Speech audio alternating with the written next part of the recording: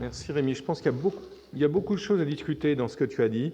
Je suis pas sûr que cette belle formule de la modernisation sans la modernité se vérifie à la lecture des documents. Je pense par exemple aux travaux du Comité national de la reconstruction dans lequel j'ai plongé, où on voit au fil des séances de manière très forte l'insistance de quasiment unanime de tout le monde à flinguer les plans traditionnalistes, vraiment en termes de forme. Je ne parle pas simplement des systèmes constructifs. Donc je pense qu'il y a beaucoup de choses à discuter.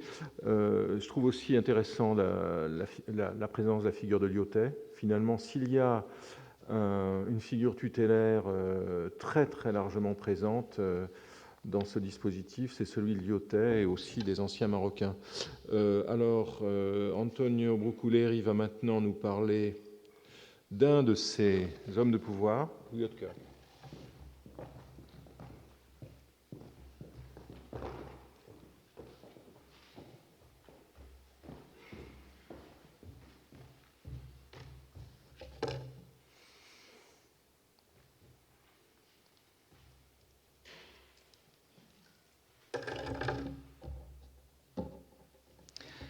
Merci.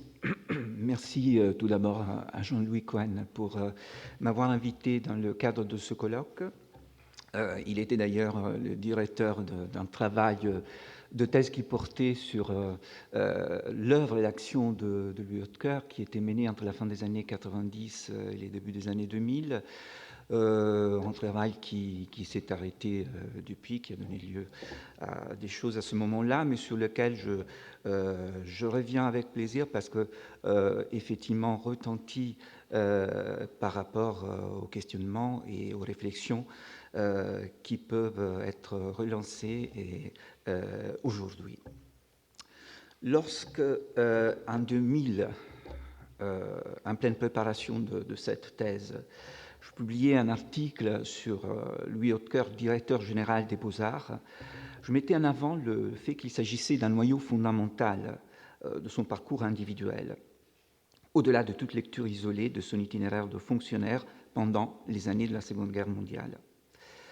L'action de Louis Hodeker sous le régime des Vichy n'est compréhensible qu'à la lumière d'un projet plus ambitieux, qui étaient les siens, fondés sur une conception active, opérationnelle de l'histoire de l'architecture française, qui annonce et nourrit l'expérience administrative des années 1940. Son intérêt pour l'enseignement et les métiers de l'architecture contemporaine, son engagement en faveur de la conservation du patrimoine doivent être situés dans la longue durée de son activité à partir du premier après-guerre. À distance, désormais, de quelques ans de la soutenance de cette thèse que j'évoquais tout à l'heure et de l'apparition du livre qui la suivait en 2007, je considère néanmoins utile, dans les cadres de des discussions que la rencontre d'aujourd'hui vise à provoquer, de relancer exactement cette interprétation. J'essaierai donc de la remettre en perspective en soulignant ce que Vichy a apporté à Hodeker et ce que les compétences de Hodeker ont apporté à Vichy. En conclusion, j'illustrerai quand même jusqu'à quel point peut-on parler, si tel est le cas, de son adhésion à une idéologie politique, ou plutôt d'un cas exemplaire de compromis, voire d'opportunisme politique, joué sur le plan culturel.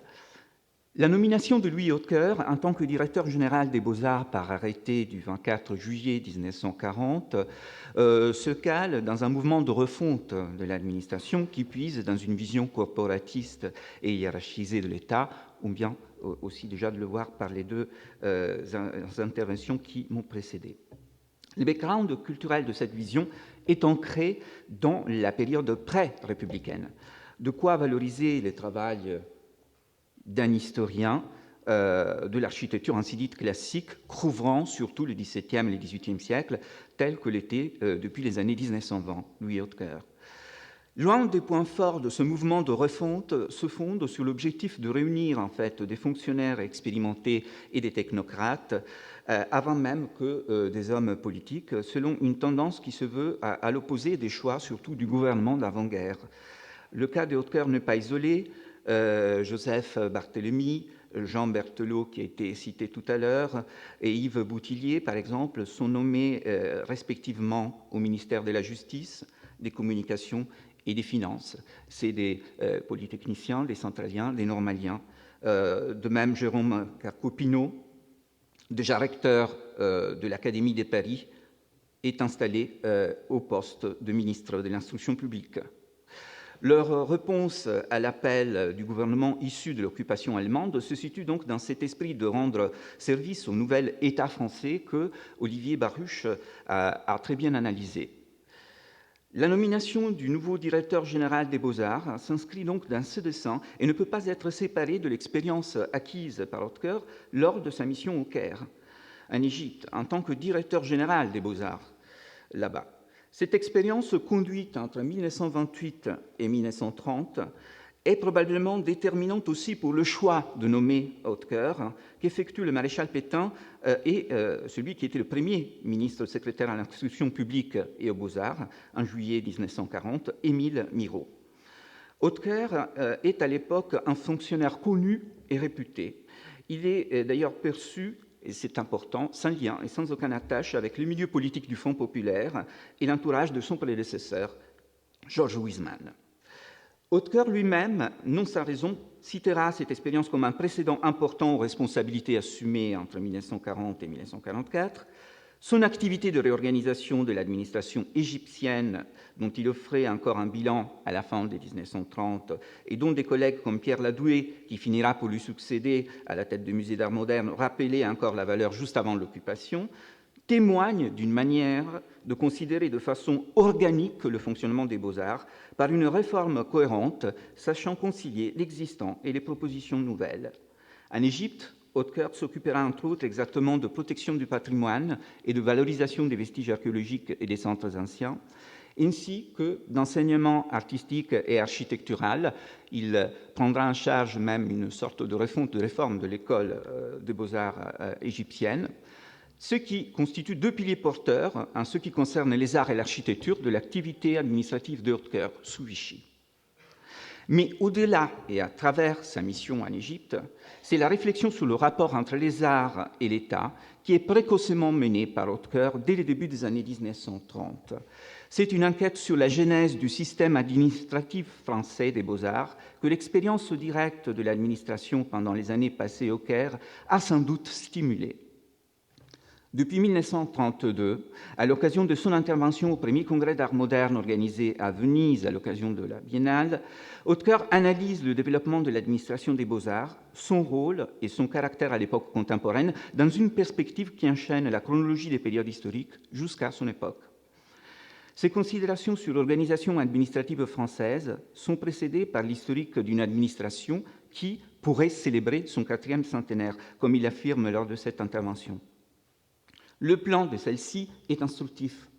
La fonction d'offices royaux qu'avaient les services de l'État sous l'Ancien Régime est présentée d'abord à travers le rôle inédit joué au XVIe siècle par François Ier, qui commença à grouper les châteaux sous une administration commune.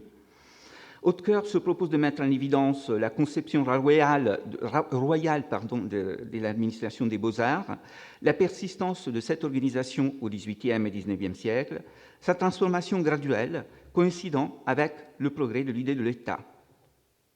Il s'agit d'illustrer les phases d'une évolution du système pour lui. Même l'effort produit pour concilier liberté et centralisation sous la Troisième République ne peut pas être évalué, selon Oetker, sans référence à l'héritage de la centralisation royale réalisée au XVIIe siècle par les contrôleurs de bâtiments, Colbert, notamment avec la création des académies, dont des services tels ceux de monuments historiques ou des bâtiments civils, seraient, à son avis, les héritiers. L'appareil administratif encadre donc la fabrique de l'architecture et de la ville en France depuis l'Ancien Régime. Et c'est cette révalorisation du passé pré-révolutionnaire qui fait court-circuiter connaissance historique et quête de légitimation culturelle de la part du régime vichiste. L'exorde au second volume du premier tome de la monumentale histoire de l'architecture classique en France, que Louis Oetker publie en 1943 lorsqu'il est au secrétariat des Beaux-Arts et qui traite de l'architecture à l'époque de Henri IV et de Louis XIII, porte sur la reconstruction de la France après la fin des guerres de religion. C'est à la première réforme structurée de l'administration des bâtiments, conçue par Henri IV, que Hautecoeur consacre d'abord son attention. En revenant au même moment sur les politiques du gouvernement de Vichy face à la protection du patrimoine et la production artistique, il indique des réponses par l'histoire, considérée comme une sorte d'expérience plurigénérationnelle. L'histoire, c'est l'expérience de plusieurs vies. C'est ce que Hautecoeur écrit encore en janvier 1944, soit 2 mois avant qu'il soit relevé de son poste. Plus largement, dans ces débuts des années 40, l'histoire artistique du pays, l'idée d'une renaissance de l'art français et d'un nouveau rayonnement hors des frontières nationales deviennent les pivots d'une véritable stratégie culturelle. Cette stratégie vise à soutenir une identité nationale battue sur le plan militaire. On comprend ainsi l'appel à la défense de la beauté française, soutenu à plusieurs reprises par Hautecoeur, jusqu'en décembre 1943, lorsqu'il trace, à l'occasion d'une conférence à Vichy, un premier bilan de l'activité du secrétariat général. Le rôle pédagogique de l'histoire s'impose ici dans la présentation de sa politique de protection du patrimoine, des villes et des sites français, visée par la finalisation d'outils tels que la loi sur la protection des perspectives et des sites de 1942, qui a été évoquée tout à l'heure par Laurence Bertrand-Doléac, ou encore la loi sur la réglementation de l'affichage, promulguée le 12 avril 1943, ou 2 mois plus tard, le 15 juin, la loi dite d'urbanisme. Ces réflexions abordent en réalité la protection du paysage naturel et urbain, mais aussi la façon dont l'architecture contemporaine s'y intègre. Et c'est notamment au sujet d'une architecture de la maison, à la fois régionale et nationale, traditionnelle et moderne, que les propos de Hautecoeur rejoignent un débat ouvert 30 ans plus tôt, comme Jean-Claude Ligato l'a bien montré. Régionalisme et conservation du patrimoine. Il s'agit de sujets qui vont porter une charge idéologique très lourde. La conclusion esquissée par Hautecoeur dans son manuscrit de septembre 1943, consacré à la défense de la beauté française, avant de disparaître dans la révision effectuée lors de l'édition de ces textes dans les bulletins de l'enseignement primaire en 1943, fin 1943, exprime entièrement la convergence avec le régime autour de la sauvegarde d'un riche bagage culturel, expression d'une identité française hors de toute dimension temporelle. Depuis décembre 1940, en fait, le secrétaire d'État à l'instruction publique, dans un courrier adressé à Pétain, exprime des orientations qui sont au centre de l'approche de Hautecoeur, en remarquant la place importante réservée aux beaux-arts dans l'action gouvernementale. La presse témoigne des transformations envisagées dont le nouveau directeur de Beaux-Arts est présenté comme le futur artisan. Hautecoeur dresse un plan de réforme et d'action dont il expose, lui aussi, à partir de décembre 1940, les raisons et les objectifs. Après avoir abordé la refonte du système administratif envisageant la création de 2 grands services, d'une part le service de l'enseignement des travaux d'art et des spectacles, et d'autre part la direction des services d'architecture, il aborde les aspects principaux de son dessein. La réforme de l'enseignement de l'architecture à l'École des Beaux-Arts, liée à la réglementation de la profession d'architecte, la réorganisation des grandes manufactures nationales, enfin réunies sous la même administration, la redéfinition administrative des musées, et notamment la redéfinition du rapport des musées de Provence avec la direction des musées nationaux, une politique concrète visant au développement des travaux d'art, en particulier l'établissement, à partir de 1941, d'un programme de grands travaux financés par l'État concernant 457 édifices d'intérêt historique qui ont été endommagés par la guerre, qui doivent être remis en état, ainsi que de nombreux bâtiments civils et, tout d'abord, dans la liste, les grands châteaux royaux de Versailles, de Fontainebleau ou encore de Rambouillet. La continuité du débat sur le rôle des beaux-arts depuis le milieu des années 30 est en tout cas frappante. Et si l'on considère par exemple le rapport du député communiste Giovanni Berlioz concernant le budget des beaux-arts présenté pour l'année 1937, on relève quand même des antécédents à l'égard de la construction législative des années 40 et des ambitions culturelles qui l'accompagnaient. Une prise de conscience de la nécessité de réorganiser les services d'architecture de l'État s'y imposait, à partir de la révision du rôle attribué au Conseil général des bâtiments civils, déjà objet de plusieurs interventions législatives au cours des années 1930. Berlioz souligne pareillement le caractère français de la culture artistique. Aussi suggère-t-il la création d'un ministère de l'art français pour établir et défendre la primauté de la production artistique française dans un cadre international, La même notion de défense de la culture, de renforcement du potentiel artistique en tant que forme d'une défense nationale bien comprise, va régir l'action administrative de Hautecoeur quelques années plus tard. La proximité de Hautecoeur avec les élites du milieu architectural pendant tout l'entre-deux-guerres est un atout pour comprendre la réception positive de la nomination de Louis Hautecoeur, ainsi que son action spécifique en tant que directeur, puis secrétaire de Beaux-Arts, à la fois au sujet de la réforme de la profession et de l'enseignement de l'architecture. Hautecoeur a été, depuis 1922 et jusqu'à 1939, quand même, le rédacteur en chef de l'organe de presse de la Société centrale des architectes, la revue L'Architecture, fédérant depuis 1927 aussi la SADG, la Société des architectes diplômés par les gouvernements, et la Société provinciale des architectes. Il s'est aussi engagé, notamment depuis 1933, dans une action de promotion de l'art français, mais aussi de l'architecture contemporaine française à l'étranger, aux côtés de la SADG, mais aussi aux côtés de l'Association française d'expansion et d'échange artistique, interrompue seulement par la guerre. Ce n'est donc pas étonnant que ce soit non seulement des artistes, mais aussi des architectes qui se félicitent de sa nomination à la Direction générale des Beaux-Arts. Par exemple, Paul Viard, vous avez encore 2 images concernant en particulier ces expositions d'architecture française que Hautecoeur parraine aux côtés de la SCDJ et de la FEA. Au sujet de ces félicitations, j'étais en train de citer par exemple Paul Viard, l'un des architectes concepteurs en fait, du projet des musées d'art moderne, ou encore Louis Madeline, praticien et ancien professeur de théorie de l'architecture à l'École des Beaux-Arts. Et surtout des personnalités qui témoignent de ses contacts avec les cadres du milieu architectural. Albert Tourner, à plusieurs reprises président de la Société centrale des architectes.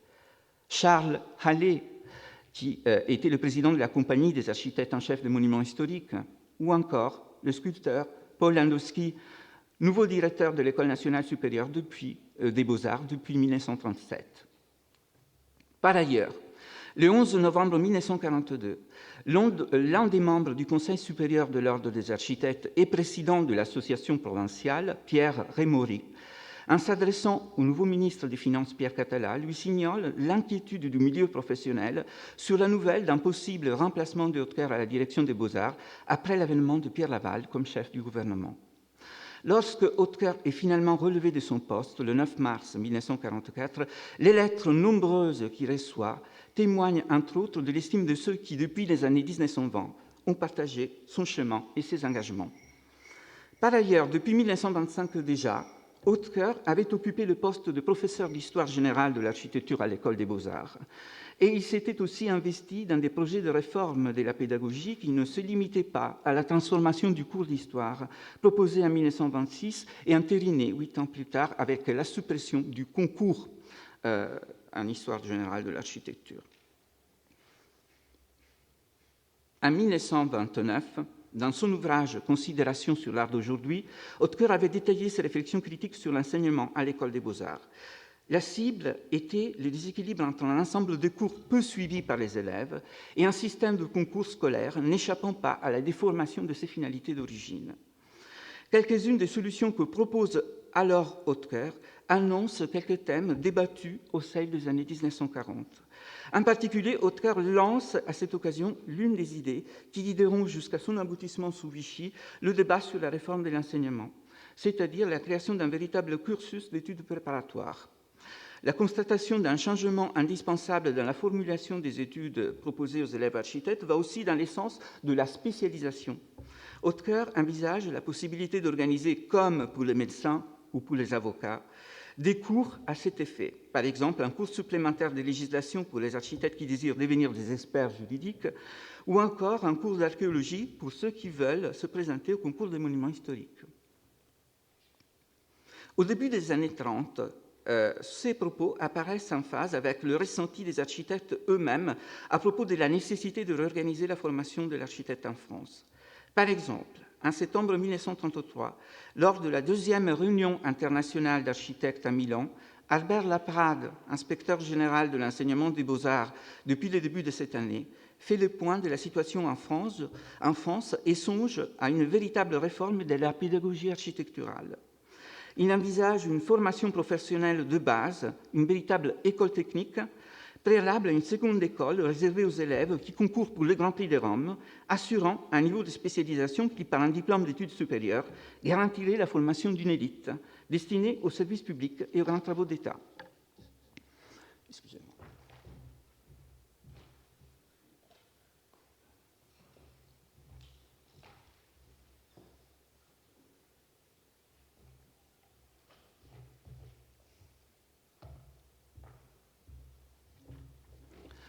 De même, que ce soit du côté des associations d'architectes, par la voix du président de l'association provinciale, Remori, ou du côté de l'École des Beaux-Arts, par la voix de son directeur Emmanuel Pontremoli, prédécesseur de Landowski, à la même époque, on discute de la coordination entre le projet de création d'un ordre professionnel et la réforme de la pédagogie.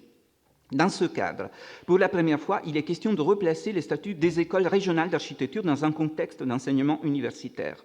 D'une part, parce que, par un nouveau statut des facultés universitaires reparti sur l'ensemble du territoire national, elles seraient devenues le moteur de la réforme pédagogique. D'autre part, parce qu'il s'agirait ainsi de mettre fin, une fois pour toutes, à leur subordination à l'École des Beaux-Arts de Paris. Les analogies sont frappantes en ce qui concerne le projet de réforme lancé et porté au début des années 1940, à la fois à propos d'une réarticulation du rapport entre pédagogie et profession, de la constitution d'une double filière pédagogique, d'une section d'études normales et d'une section des hautes études, et enfin de la réécriture du statut des écoles régionales. Dans cette perspective, Hautecoeur jouera un rôle clé. En contact étroit avec Paul Landowski depuis juillet 1940, il ne tarde pas à manifester son intérêt et son soutien à une réforme complète de l'enseignement architectural. C'est à sa demande que Landowski pointe dans une lettre sans date, mais remontant au second semestre 1940, quelques points forts à mettre en avant par une réforme législative. Nouvelles modalités de recrutement des élèves, organisation d'un stage obligatoire en liaison avec les diplômes, révision du statut des écoles régionales d'architecture, justement. L'enchaînement, d'ailleurs, avec la réforme professionnelle est aussi évident au point de vue législatif. La réforme pédagogique est conçue en application de la loi concernant l'ordre professionnel, promulguée le 31 décembre 1940. Validé par un décret du 17 février 1941, ce projet de réforme envisage la progression esquissée, 10 ans plus tôt, au début des années 30, depuis les études préparatoires jusqu'aux hautes études, en passant par les études normales. Hautecoeur préside le Conseil supérieur de l'architecture créé auprès de la direction des Beaux-Arts pour permettre la progressive mise en œuvre de la réforme jusqu'à la création de cette section des hautes études arrêtée par le décret du 29 juillet 1941. Cette section, elle, recoupe l'organisation de la section d'architecture de l'École des Beaux-Arts avec la mise au point d'aspects inédits comme cours spéciaux et travaux pratiques rattachés au cursus. Et le rôle que Hautecoeur attribue à ces derniers niveaux d'études apparaît très clairement dans les discours qu'il prononce à l'occasion de l'inauguration, plusieurs fois reporté, de cette nouvelle section le 8 novembre 1943. Ce discours et les conférences inaugurales des architectes Paul Tournon et Michel Rouspitz, faisant partie du conseil d'architecture et du corps enseignant de cette section, convergent dans une valorisation de la leçon du passé à l'ombre de l'histoire architecturale nationale qui retentit lourdement par rapport aux outils idéologiques du régime vichiste. Mais quelle est finalement la position idéologique de Hautecoeur face au régime autoritaire dans le cadre duquel il opère en tant que fonctionnaire? Bien évidemment, en 1948, dans les mémoires de son secrétariat des Beaux-Arts, il déclarera d'avoir été surtout dévoué aux intérêts de la nation, en étant, je cite, « utile en des temps difficiles ». Le souci de situer son action au-dessus de toute ligne politique demeure en ce moment-là, évidemment, un enjeu de taille. Mais par la confiance accordée à l'action de réforme portée dès les débuts par les gouvernements du maréchal, surtout par son dévouement total à cette cause, voire à cette obligation de servir le nouvel État français, maintes fois répété dans les documents officiels et pas seulement, Hautecoeur participe pourtant de la logique politico-culturelle du régime. Certes, en tant que technicien, en tant qu'érudit, je dirais technicien et fonctionnaire, son activité administrative demeure en même temps hors et dans le cadre du régime. Son attitude face aux politiques de discrimination mises en place par le gouvernement dès l'automne 1940, notamment la discrimination raciale à l'égard des Juifs, constitue un important révélateur à ce sujet.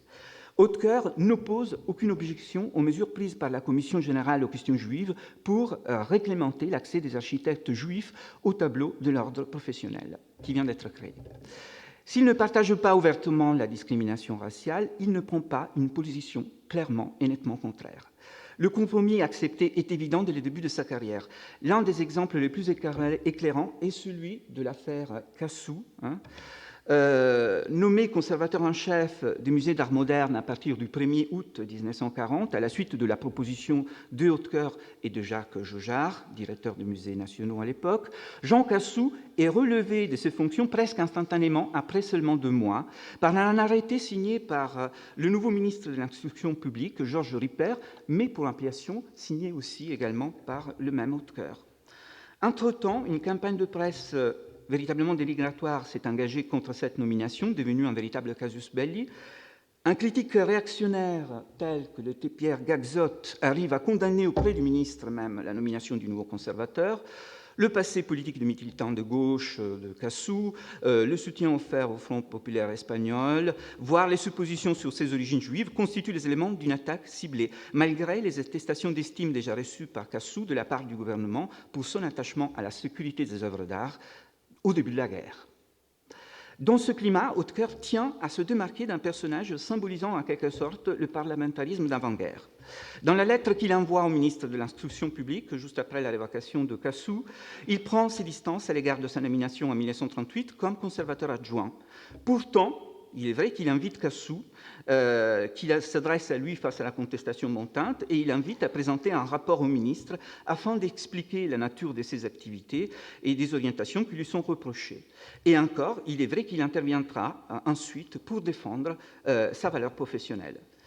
Témoignant du déroulement de cette affaire dans son journal inédit, Paul Landowski, dont vous avez vu le portrait photographique tout à l'heure, observe l'impuissance de Hautecoeur, en essayant de justifier même l'épilogue de la révocation de Cassou.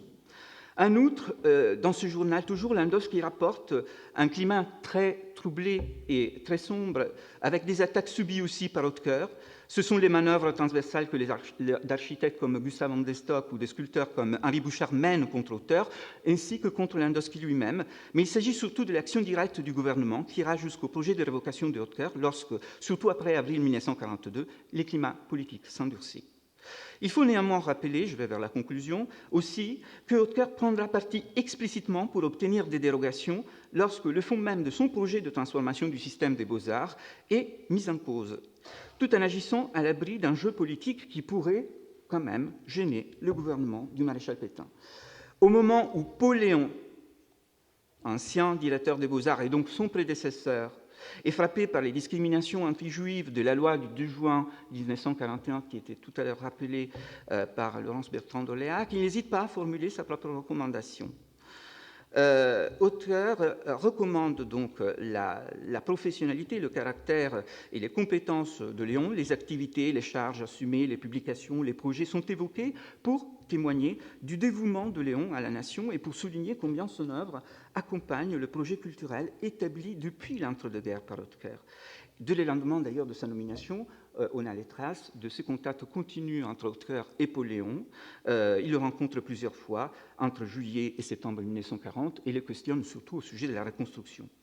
Je voudrais donc conclure en observant, c'est une petite anecdote mais révélateur, que Bernard Dorival, historien de l'art et élève de Hautecoeur, lors d'un entretien que j'avais eu avec lui en 1999, m'affirmait que Hautecoeur, à son sens, avait été pétainiste mais pas collaborationniste. Or, la frontière entre ces deux adjectifs est sans doute très difficile à saisir, voire très opinable. En tout cas, ce jugement trahit, me semble-t-il, toute l'implication et la contribution de Louis Hautecoeur dans et à l'idéologie officielle du régime. Merci.